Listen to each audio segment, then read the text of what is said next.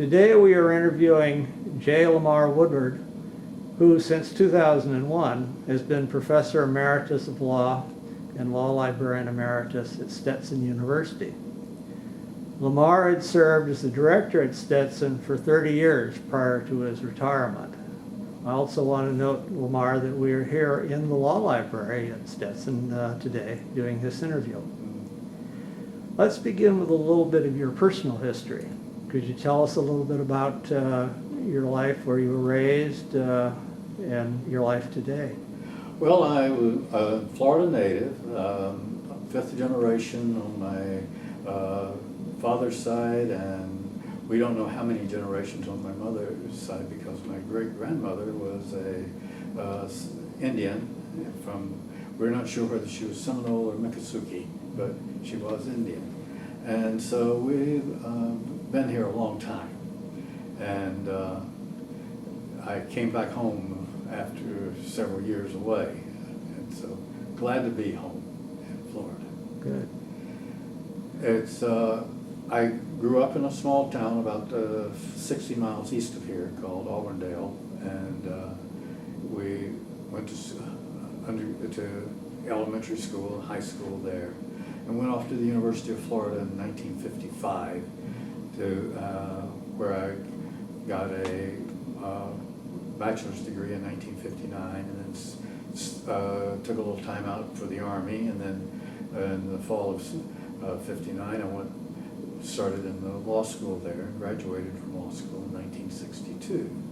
Took the bar exam and was admitted to the bar in November of 1962. And so this past year I celebrated my 50th year as a member of Florida Bar.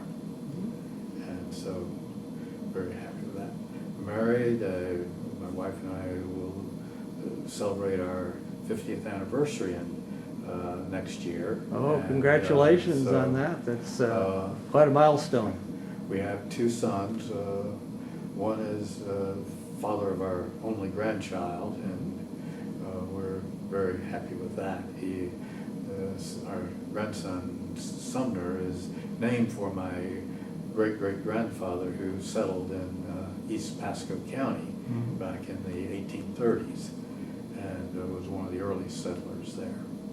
But our other son's handicapped, and so he lives with us, and we're at 42, we still have him at home with us.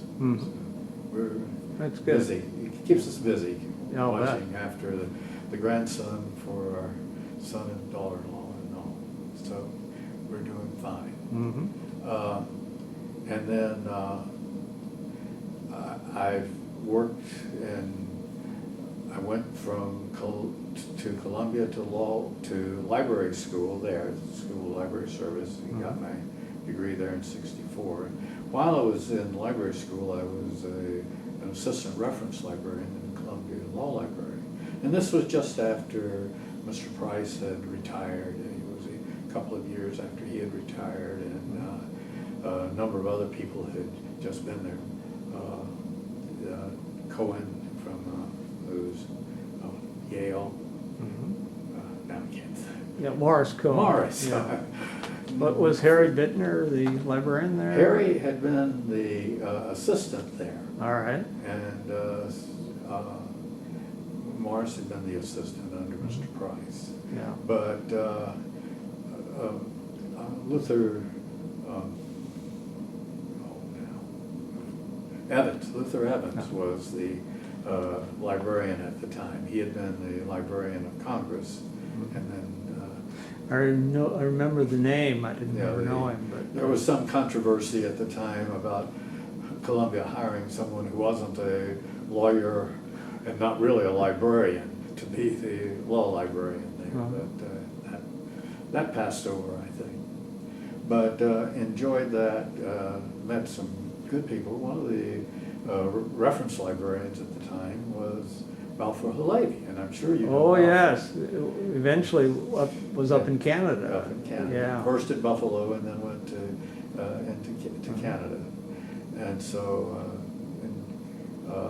a really bright man who even then knew what he was doing. Mm-hmm. So Jack Smith was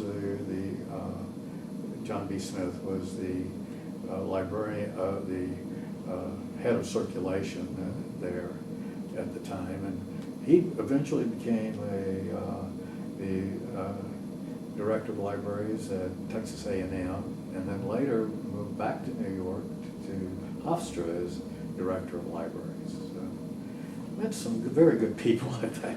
We're in a relatively small world, those of us who are law librarians, especially academic directors. Well, I seem to remember a statistic that about that time that there were, somebody had done a survey around the 1960s, early 60s. It came up with a figure of something like 130, there were only 134 people in the country who had both a law degree and a library degree. And when I left Columbia after I graduated from the library school, I went down to one of the big New York law firms. And there, I was the assistant librarian. The librarian was a man who had graduated up from the runner group. Oh, He had came up through the ranks worked, and became the law librarian and got the experience that way. And quite a number of the librarians at that time were. Yeah. I remember some when I entered the profession, not long after you did, but 5, 6 years, and we were still seeing a lot of the librarians who were not yet retired, who had come up without the kinds of pedigrees that most of us in our day were beginning to have. And many of the law librarians in the big firms of the time, in 1964, 65, were these people. They had worked their way up through the ranks and had gotten the job. Good librarians. Oh, there was really bright people there. But without the credentials that I think we really expect today. Oh, yes. And that's one of the great changes, I think, in the last 50 years is the fact that the profession has become much more credentialed than it was at that time. Now, you've talked about a number of people you met as you worked your way into the field and up, and you began working at Columbia when you were in library school. Was there anybody in that group, or perhaps somebody else, who may have played any particular role, a special role, in sort of recruiting you into our profession? Or? Well, actually, it was not at Columbia. It was at the University of Florida. I had worked in the university library as a page, as a desk assistant, circulation assistant, part-time, full-time at times. In summers, they took me in. And the director of the university libraries was a graduate of the law school and had was a graduate of the University of the Columbia University School of Library Service. And one day during my senior year, he asked me, well, we met one day, and he said, what are you going to do with your life? Or you're about to graduate from law school. I said, well, I really don't know. I don't think I want to practice. I want to, so I've been looking at this place and this place. TVA, I remember, was one of them. The Internal Revenue Service was another place I was looking, because I really realized I didn't want to be out there practicing. And so he talked to me about going into law librarianship. And I said, you know, that I've enjoyed working in the library, and that sounds like a good thing to do. And so we went through that. He called the people he knew still at Columbia. He arranged for me to get a assistantship in the law library. Arranged for preliminary admission to the library school. I had to take the GRE, but that was not a big deal. And, I'll bet you didn't think so until you took it and saw the results. No. And well, see, at Florida, I was in the first class that was required to take the LSAT. All right. In the class that entered in fall of 1959 was the first class in Florida that was required to take it. People had been taking it, and they had been looking at the results, people who had not, and so they finally said, okay, everybody's got to take it. And then taking the GRE after that was, it was a piece of cake. But anyway, that's how I got into the law library profession, was that a non-law librarian was the one. Now see, at that time, Betty Taylor was the librarian in Florida. She had started just a few years earlier working in the law library under the direction of a law professor who was the nominal librarian. And then she was appointed librarian, and she was going to law school at the same time. And we were able to, she actually graduated in 1962, the same year I did. So we've had a long history there. Yeah.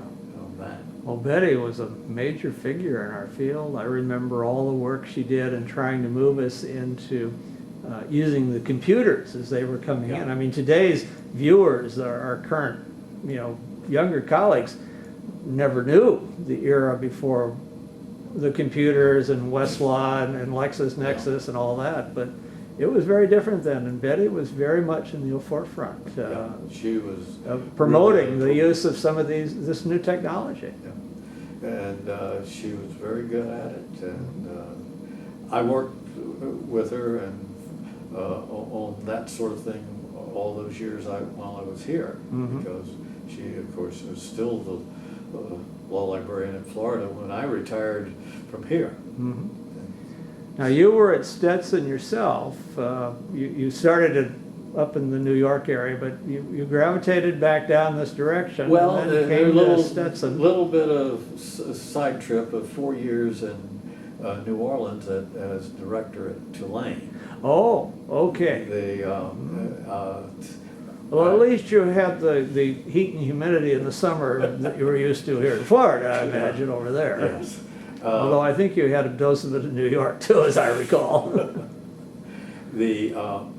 But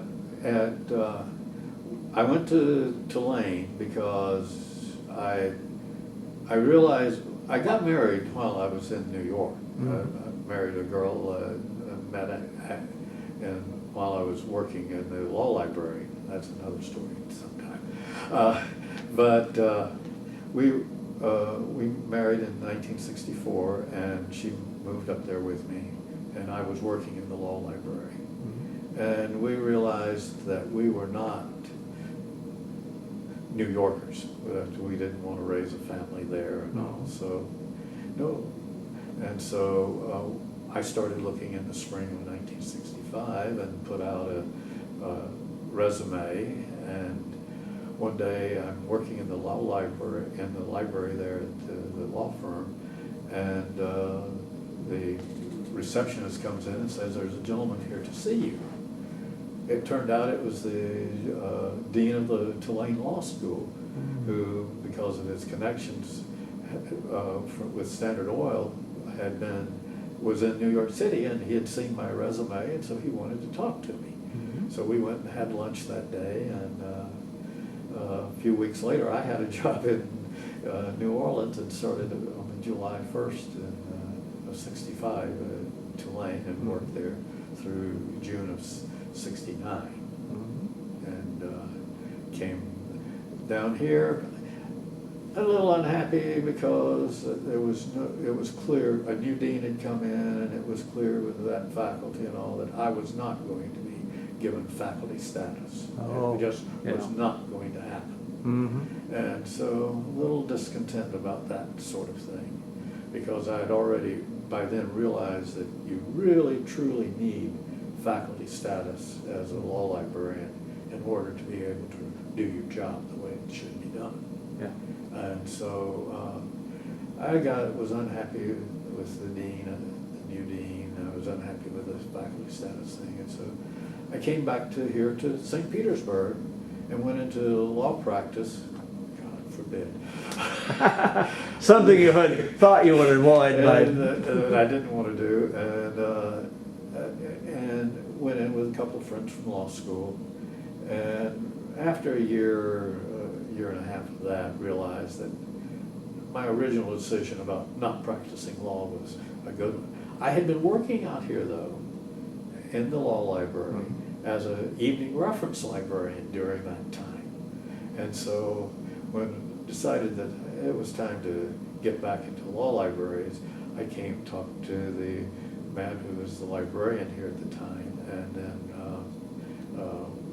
he talked to the dean. He really wanted to be a law professor. He was like so many others of the time. He had been, he was the brightest student in the class, and so the dean had hired him as the librarian after he graduated. And that was not what he really wanted to do. yeah. And he wound up being, it was Kenneth Evans, and he wound up being at one point the dean of New England School of Law. Oh, So sounds like he had a good career He had it. both in the library initially and then beyond that. he went from here to Mississippi, where I can't remember the fellow's name, but walked out on him right at the beginning of a semester. And since Ken had library experience, he was then asked if he would be the librarian since he was there. And he stayed there 2 or 3 years, and then went on to West Virginia as a court administrator, and from there to New England. But interesting people along the way there. But here, I came out here then February 1st of 1971, and started working. The old library was already, even though it was a very small collection, was getting overcrowded. The school was growing. We were in the early stages of that growth that hit the law schools in the 1970s. And so we were getting too many people for the library and all. So one of the first projects I had here was to work on an addition to that building. And we doubled the size of it in 72, 73. And it made do until we built this library in 1998. We only moved in here in 1998. The architect and I had been working on it since the beginning of 1990, going through various stages, the usual thing, going out. Well, we visited you at American University. I remember. Yeah. And a number of other libraries around the country. George Grossman was our consultant. Was your library consultant, yes. And on that, and did a marvelous job for us. And I think even today, this library still stands up well for what the planning we did. I'm still very proud of what we did here. George now lives actually in southern Oregon. Yeah, he has a son who actually is on the faculty at a college in Olympia, where I live in Washington State. And so I see him every once in a while. And he's somebody that I'm hoping that we'll be able to interview for the project, but it hasn't yet come together. With the work he did on libraries and the influence he had on libraries in the 1990s around the country, I think he would be a very good one to interview. Yeah. But here, when I came here, it was a traditional library. It needed cataloging. Cataloging was totally, well, Tulane had been, the whole time I was at Tulane, we spent cataloging the collection. And then when we got here, same thing. We started in cataloging projects.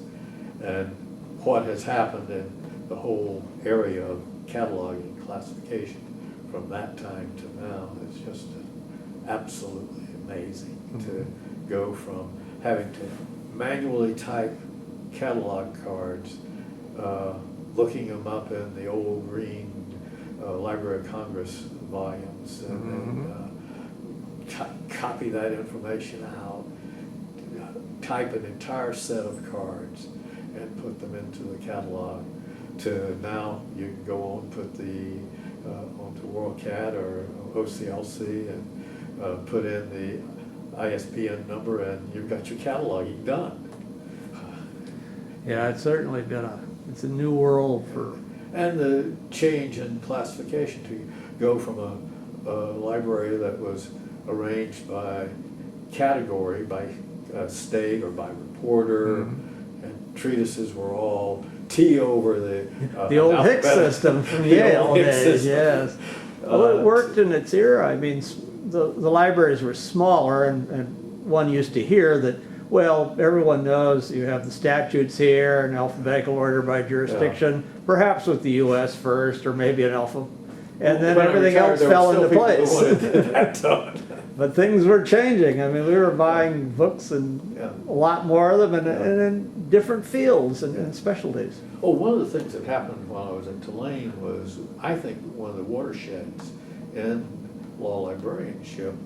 In 1967, Julius Mark put together a month-long seminar for about 20 of us. There were about 18 to 20 law librarians there. I was one of the young kids in the group. There were people like Mars Cohen and Jacobstein, Myron Jacobstein and all. And I can remember so well where they came in, he had found a vendor who had come up with a really great idea of being able to index the West Digest system on computers. And well, we did a couple of runs at that thing, and when it was over, the librarians all, I think, agreed that that system had not yet met its maturity. But that was just not really, 67 was not long before Meade started with Lexis. Yeah, I think that was maybe about 72, 73, and West a few years later came in, and I remember Westlaw started, I think it was the digest only. They didn't have the full text on Westlaw. Right, they just for a started while. the digest, but Yeah. next, Lexis started with Ohio. Obar. And Obar. Yeah. And we, at one point,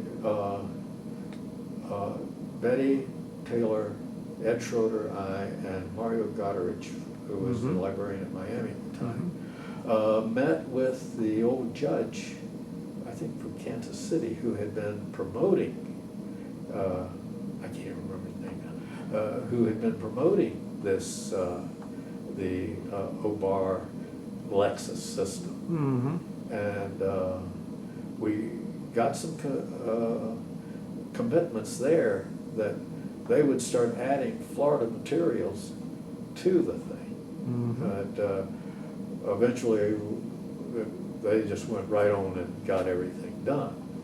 But it was one of those cooperative things that we were doing, that on the side, outside the AALL even, that we were doing, trying to find a way to improve library service to people here in Florida. There were, at that point, there were only the 4 law schools. Nova even had not been formed at that point. And so we were excited about that sort of thing. Even so, it was still sometime in the early 80s before we got a Lexis machine here in the library.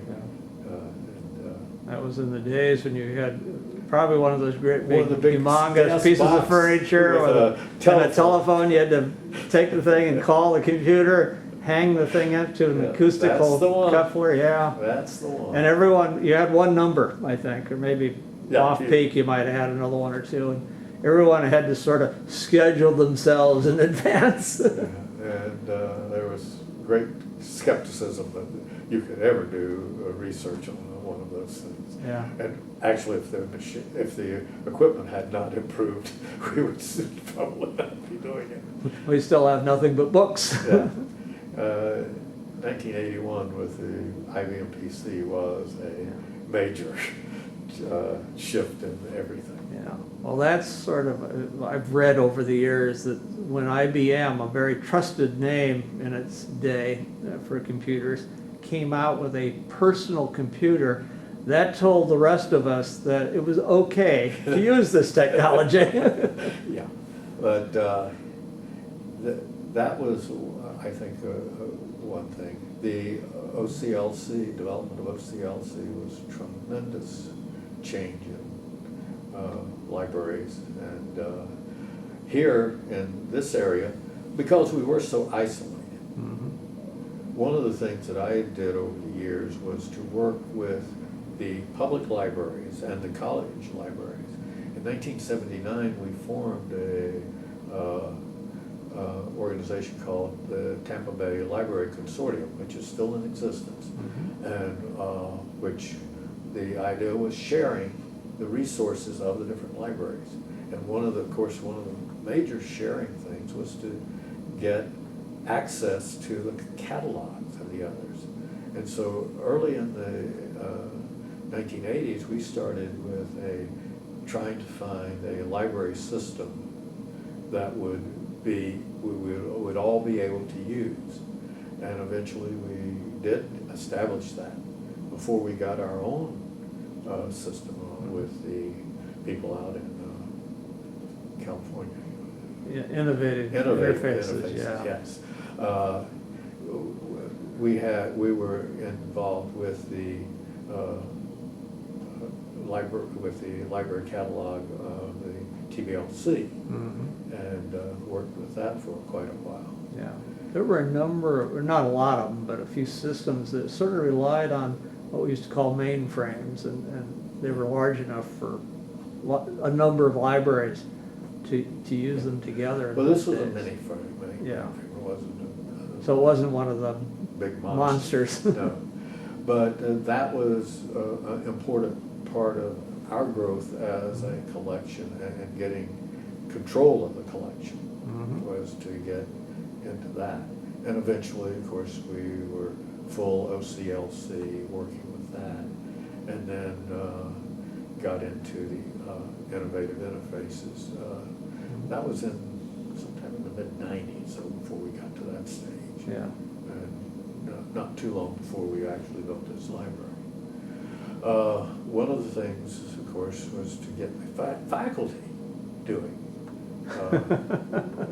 using computers. Yeah. And we in the library had more experience than anybody else, so I wound up getting the tech department started. And from about 1990 until my retirement, I would supervise not only the library, but the IT people. We had a small group. We knew well enough that the plan, this building, the servers and all the connections are for the entire campus are here in the library building, a server room downstairs. And we put in the wiring. First we were trying to wire the place with copper wire, but we have a 130-foot tower over here, which acts sort of like a Leyden jar in these thunderstorms in Florida. And lightning would strike that thing, come down to the ground, and fry the power line, the electrical connections. That's not too good for computers, especially. Computers, no, and so eventually we were able to get fiber optic stuff and run it through the attics and around the top edges of the buildings and all, so that we were... Sounds like you were sort of moving along with the times and trying to stay ahead of, the problems as they sort of manifest themselves, like the lightning strikes, and figure out how to work around it. But I feel I'm very pleased with that we did get onto computers and all at a fairly good time. And built at least got it started here. I imagine today's students and many of our younger colleagues you know, they weren't part of that pre-computer era, and I suppose it's natural that they really would not appreciate what we went through as we transitioned Yeah, from well, I'm sure you the did. older to the newer. You did it, I did it, everyone had to do it. And it was a little bit scary because it was new. And particularly when you had faculty members so conservative that they did not Yeah. quite trust this thing. Oh, yes. I would never have guessed who of my faculty colleagues would take to the computers readily Right. and those who would not. You know, one would think, well, the younger ones would you know, be naturals, and some of the older ones would stick with what they knew. We had so many exceptions to that rule on both sides of that equation. I imagine you did as well. Yes, very Yeah. much so, very much so. But you're right, you had a situation where you had to worry that somebody who, say, was not into computers would find you didn't have something that he or she thought you should, and then say, well, you're spending all your money on this other stuff, and you really ought not to be. Yeah. And of course, along the way, we were also buying microfilm like crazy. Oh, yes, yeah. We were all using that. yes. I remember in the library school, I took a course in, I forget, it was in equipment, new technology.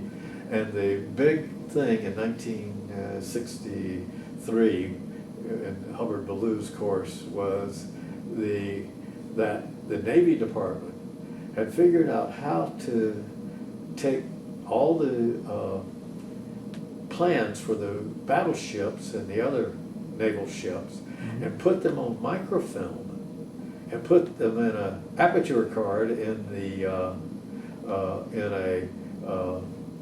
card, and then key that for whatever the plan number was, and be able to run that through the machines and get it back. And that was up-to-date technology. Yeah. That was Oh, the technology latest- moves. Unfortunately, it gets easier. Yeah. And I would tell people that, you know, I started law school in the year that the Xerox 910 was introduced, Mm-hmm. which made a tremendous difference in law schools and in law libraries. The ability to photocopy material Yeah. and pass it around to get it, send it out to someone else. I remember in my first year of law school, we had to submit in our legal research and writing, you know, number of copies of our brief for the moot court portion that was probably typical in those days. And my father's law firm had one of those early Xeroxes, and I was able to get on there with one copy typed and make all the others, and they accepted those, and it saved me a lot of work. Yes. Not having to type or reproduce And use all the copies of that brief. carbon paper and onion skin. Oh. Exactly. Oh, and then you'd make a mistake and have to go through and find the same mistake on all the copies and get it off of there, then type over in exactly the same spot. Yeah. Oh, again, today's people who Just are don't- used to computers and word processing Don't do real- not know. They just don't realize. Some people ahead of them went through. Well, what have we, Well, we've covered a fair amount of your work here at Stetson, and that much, you know, is very fascinating. But you and I were part of an era where the law book industry sort of was changing. I mean, today it's very different. But I wonder if you have any memories of any of the vendors who used to visit us, you know, like Fred Dennis and some of those. I was at Tulane. It was toward the end of Mr. Dennis's career, and we had a problem there. My predecessor had created a debt of somewhere around $50,000, and when I got there and started getting the invoices and getting the statements from people and adding it all up, I went into the dean and said, you know, we got a problem here. And he went to the university president, who said, well, that's your problem. You'll just have to figure out how to work it out of the budget. So for the 4 years I was at Tulane, I bought almost no new books. Oh, almost no Yeah. new treatises because there wasn't any money. Mm-hmm. We were able to keep the Paying for the ones that had already been bought. We were able to keep the subscriptions Uh-huh. because we had that marvelous foreign law collection. It Mhm. was really a very good foreign law collection, and so we were able to keep those subscriptions going. Today, I don't think we could, but Mhm. then we did, and eventually we did. The university president was kind enough to say, okay, we owe that money, we'll pay it, but you've got to pay it back to the university fund out of the library fund. So they became your banker, but like your banker, they wanted to get it back at some point. Yeah, so but by the end of the fourth year, we had put it all back. Oh, good. And the library there was in the old building over on St. Charles Avenue, Mhm. built in, I think, in the 1920s. And of course, it was also terribly overcrowded. Mhm. And so we had gotten the university library was getting its new building. And so when they moved out, we were to get the old library building over in the heart of the campus for the law school. And so one of the faculty members and I were on the committee to do something about that. Mhm. Come up with the schemes and all for the architect. And so that was one of the first projects I had in terms of building a library and planning a library, was to move that planning. They moved about a year and a half after I left there. Mhm. But it was interesting to see a building that you had planned go into a position. Yeah. And usually they come out just as you hope to, and but you know, Did very well. a lot of work getting there. They had the huge reading rooms. Uh-huh. With the high ceilings, Mhm. and so we used those for the classrooms and put the fan-shaped classrooms. Oh, the step seating, Steps and you know, seating yeah, and with all the that. high ceilings, The that high would be ceiling. possible, sure. And then use the stacks for the library, Uh-huh. which didn't work all that well, Mhm. and eventually, of course, they built a new building there at Tulane. And Yeah. I don't know what's happened to the old building now. But My guess is somebody's using it for something. The But anyway, universities don't seem to give them up readily. anyway, Mr. Dennis would come, Mhm. and it frustrated him to no end that I couldn't buy anything. He would spend hours trying to figure out something that I could buy. Mhm. Well, he was a salesman. He was, I said, And a very good one. A very good. He just did, and he had sold a lot of that collection too. Yeah. Them. Well, I would imagine, knowing the Dennis, that some of those debts that you sort of acquired when you moved there and became the Yeah, director there were a were few. owed to him and his company. And to Oceana. Yeah, I mean, they were the well, sources of a lot of the stuff that we needed in those Remember days. the microcard edition of Yes. the Supreme Court briefs? Oh, yes. That was one of the purchases that had not been paid for. Oh, that was a pretty extensive purchase, too. And that came from Oceana. Uh-huh. So Phil was looking for his money. Well, of course. These folks were in the law book business, not the law charity business. Not the charity. But there was Phil, and then, of course, Bill Hine. Okay. Bill came, and I saw Bill more here than I did while I was at Tulane. Yeah, that would be Bill Senior. Bill Senior. Bill Junior's father. Yeah, right. Yeah. And he was here, I think, about a year before he died. Uh-huh. But he was the interplay between Mr. Dennis and Mr. Hine was they were uncle and nephew, but they were not terribly friendly to one another by No. that stage. No, I remember that too. When I was first at American, they both would come and visit me as well. And Hine came one time and I bought some books from him. A few months later, Mr. Dennis showed up, and he would go through the stacks, and he had, I think, basically a photographic memory. He did. And he caught me with those Hind books, and boy did you'd think he was the boss. How could I have done How that? could you possibly have done that? Yeah. And then, of course, Fred Rothman. Fred was one of the great people I think I've known in this profession. We did that conference at NYU in '67. And we were all, the smaller libraries particularly, we were all sitting around just complaining bitterly about the burden of trying to go through all of those advertisements and all and everything. And someone came up with the idea, well, maybe we should try doing something where we would get somebody to do this for us and at least give us some relief on this. And so we went, we visited Oceana, we visited up in Dobbs Ferry, we visited with the Rothmans over in South Hackensack and all, and kept talking about it. And Fred finally said, well, I'll do that. And out of that came the Green Slip Service. Yes.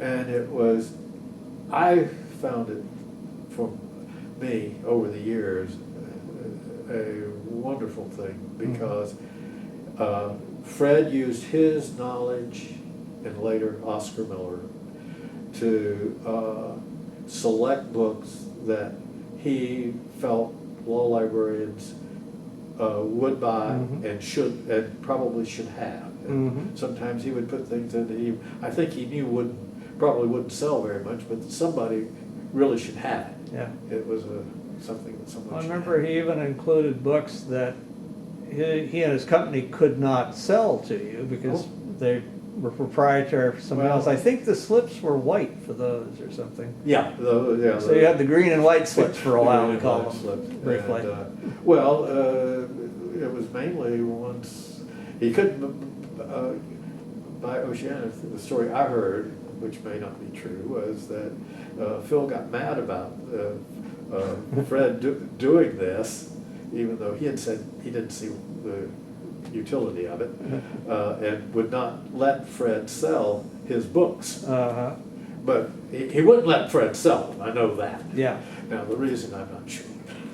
Well, these were all characters, and partly in their era. And Phil, of course, had been a page in his library experience with law libraries had started out as a page in the Columbia Law Library. Yes. As a youngster. I remember. Yeah. And, we're here knowing that. Went on to Yeah. get into And Rothman had been the law library, well, what we call today director or associate dean for library and whatever at New York U before he started his company. So I wonder if they looked at each other and there was a certain relationship based on those two different ranks. I don't know. I don't know, but both characters, but really Fred Rothman, I think, was a great friend of this profession. Yeah. And carried on, Paul carried it on, and Dick working with him, of course. Yeah. I used to go to lunch occasionally when we were at the ALL meetings with Paul and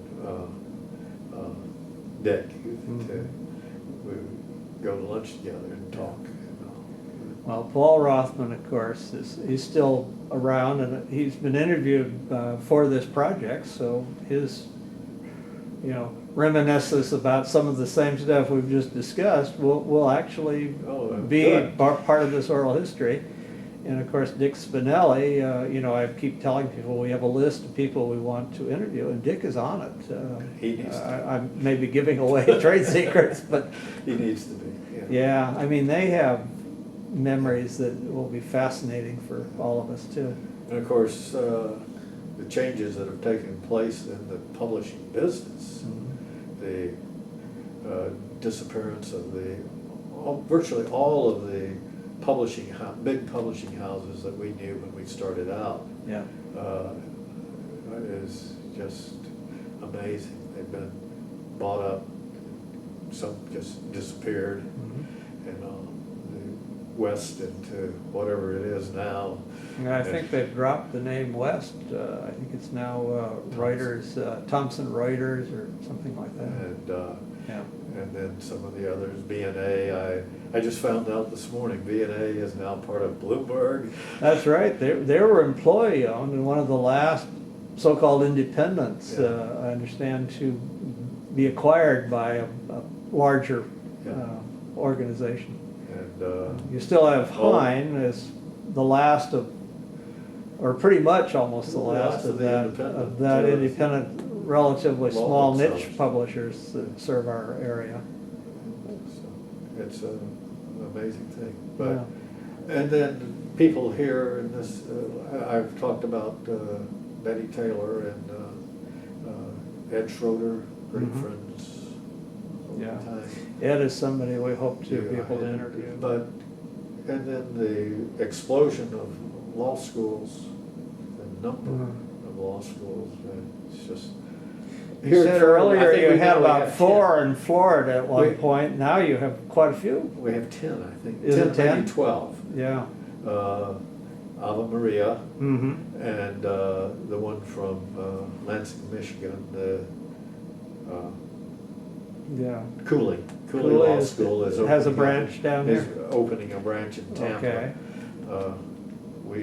We have a branch in Tampa, but Stetson has a branch in Tampa. Yeah, I noticed that when I was doing the background work on our interviews today. And but there's Florida International, Florida A&M. Yeah. St. Thomas. St. Thomas. University of Miami. That's, or is that one of the older ones? Miami's one of the older ones. Yeah. And Mario Goddard's was an interesting person in that he was one of the Cuban refugees. Mm-hmm. And that's something about this profession. We have taken in refugees from all the wars. Mm-hmm. World War II, we had a lot of people. My mentor when I was at Tulane was Kate Wallach, who had come Oh, yes. from Mhm. Germany before the war. Yeah. And then at Columbia, Joseph Vanbury was a Hungarian refugee who was in the cataloging and Mhm. was a great scholar, truly a great scholar. I remember that when I first came into the association, there were quite a few librarians who'd come as with law training from Europe, Yeah. basically before or after World War II, around that era.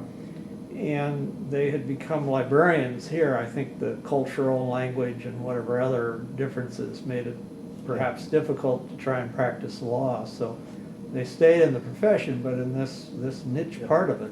And some really important people, I think. Yes. And then the Cuban refugees, but Mhm. many of those, because the Florida Bar and the Florida Supreme Court set up a special program for the Cuban refugee lawyers, many of those went on into practice. Goddard, for instance, He was. became a judge, didn't he? He became a judge Yeah. and is now retired.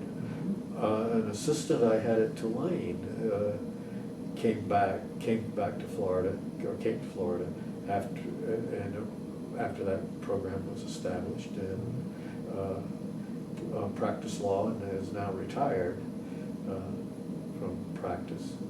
And so and the first, and I think it was the first librarian at St. Thomas went into was a Cuban lawyer, a woman who went into practice. So there's a number of these people, and I'm sure we're still getting a few from the various Eastern European countries.